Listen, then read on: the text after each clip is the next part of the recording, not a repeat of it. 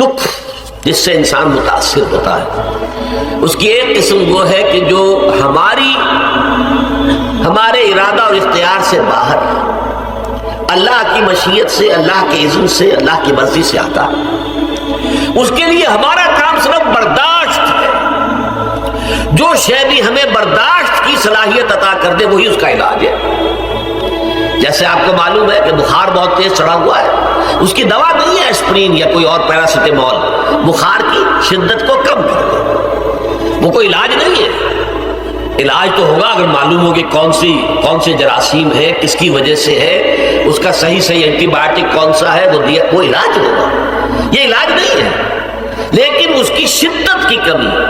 اور اس کے اندر جو احساس ہے جھیل جانے کا، وہ انسان کے لیے آسان ہو جاتا ہے۔ یہی مضمون آیا ہے سورہ حدید میں بھی، ما اصاب من مصیبت فی الارض ولا فی انفسکم، یہاں کھول دیا اس مضمون کو۔ میں نے عرض کیا تھا نا کہ یہ آفت سماوی بڑے پیمانے پر بھی ہو سکتی ہے، زمین میں یعنی زلزلہ آ گیا، فلڈ آ گیا، طوفان آ گیا، ولا فی انفسکم، خاص تمہاری جان میں، تمہیں بخار ہو گیا، تمہیں ٹی وی لگ گئی، تمہیں کوئی اور بیماری آ گئی، تمہیں کینسر ہو گیا، معاذ ہوتا ہے، آخر ہوتا ہے دنیا میں، انسانی زندگی کے ساتھ یہ ساری چیزیں لگی ہوئی ہیں۔ لیکن یہ چیزیں ما اصاب من مصیبت فی الارض ولا فی انفسکم، نہیں پڑتی تم پر کوئی پڑنے والی کوئی مصیبت، کوئی تکلیف، نہ پوری زمین میں بڑے پیمانے پر، نہ تمہاری جانوں میں انفرادی سطح پر، الا فی کتاب من قبل ان نبرأها، مگر یہ کہ وہ تو ایک کتاب میں، کتاب اللہ کے علم کی کتاب، ام الکتاب، اس میں پہلے سے درج موجود ہے۔ یہ الٹ اپ نہیں ہو گیا، یہ اچانک نہیں ہو گیا۔ آپ اچانک سمجھتے ہیں کہ صاحب میں تو جا رہا تھا، اچانک ٹرک نے آ کے مجھے دھکا مار دیا۔ اچانک کوئی شے یہاں نہیں ہوتی، اس کائنات میں پتہ تک نہیں ہلتا جب تک کہ اس نے رب نہ ہو۔ اچانک کا کیا سوال ہے؟ تو در حقیقت جو ہوتا ہے وہ اللہ تعالیٰ کے علم میں پہلے سے ہے، علم کامل، ما کان وما یکون، جو کچھ ہوا جو کچھ ہوگا، مستقبل، ماضی، کل کا کل، آنے واحد میں اللہ کے علم میں موجود ہے۔ لہذا یہاں اچانک کچھ نہیں ہوتا، جو بھی آیا ہے اللہ کے علم سے آیا، اور یہ پہلے سے اللہ کے علم کے اندر موجود تھا، لکھا ہوا تھا، الا فی کتاب من قبل ان نبرأها ان ذلک علی اللہ یسیر۔ یہ تمہیں تو مشکل نظر آئے گا لیکن اللہ پر بڑا آسان ہے، اللہ کا علم کامل، ما کانا ما یکون کو حاوی ہے، لکہ لا تاسوا علی ما فاتکم، تاکہ تم افسوس نہ کیا کرو ان چیزوں پر جو تم سے چھوٹ جائیں، جاتی رہیں، چھن جائیں۔ کوئی موقع تھا ہاتھ سے نکل گیا، کوئی دولت تھی اس پر ڈاکہ پڑ گیا، کوئی اور مصیبت ہے وہ آ گئی، کوئی عزیز فوت ہو گیا، اکلوتا بیٹا تھا فوت ہو گیا، وغیرہ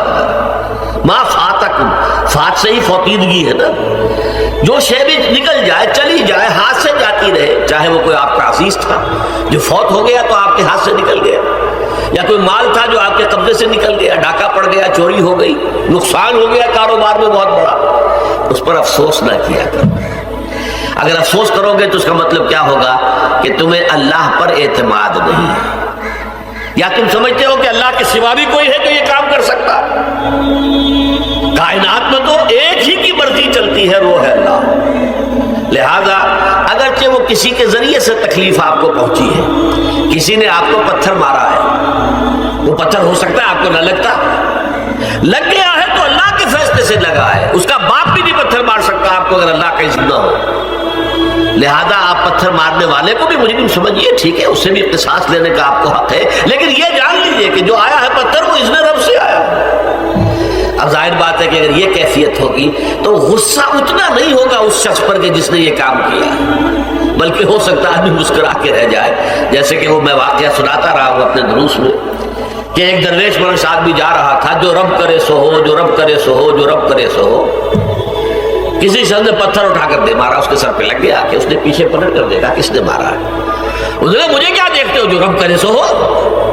یہ تو رب کے مارنے سے۔ اس نے کہا مجھے تو یہ پتھر رب کے مارے ہی لگا ہے، لیکن میں دیکھ یہ رہا تھا بیچ میں کس کا منہ کالا ہو گیا، اپنے لیے کس نے ایک گناہ کما لیا، اپنے لیے کس نے ایک مصیبت جو ہے وہ مول لے لی، وہ بیچ میں تم آ گئے ہو، پتھر اللہ کی طرف سے آیا، لیکن اس کا عذاب، اس کا وبال تم پر آ جائے گا۔